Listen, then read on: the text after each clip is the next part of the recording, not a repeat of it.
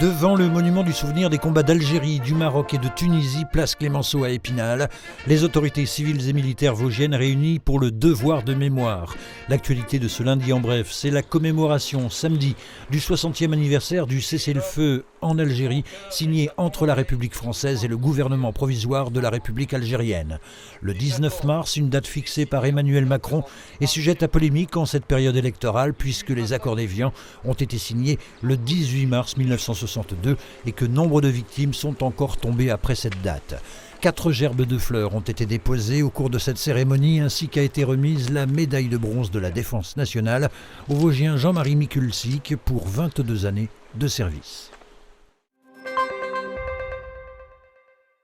Chère candidate, chers candidats, cap ou pas cap ? Cap ou pas cap de remettre la culture, la vie associative et l'éducation populaire sur le devant de la scène.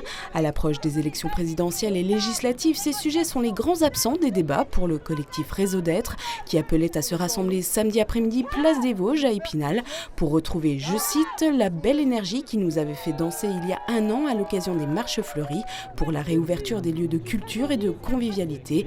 C'est chose faite depuis de longs mois, mais quelle place leur donne-t-on ? Un appel à destination des candidats et de tout à chacun qui pouvait pour l'occasion venir chanter ou déclamer quelques vers en public.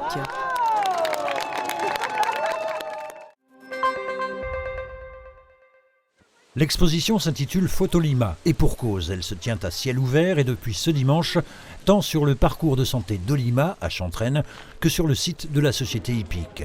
Une quarantaine de clichés accrochés par l'association Nature Image de Tignécourt et l'association Grand Angle Épinal sont d'une part à découvrir du côté du parcours santé, ayant donc pour thème les animaux de la forêt. La deuxième partie de l'exposition, quant à elle, fait la part belle à la complicité qui peut s'établir entre l'homme et le cheval. Une vingtaine de clichés réalisés cette fois par les adhérents et sur le site du centre équestre. L'événement visible jusqu'au 8 mai prochain est destiné à être reconduit tous les ans.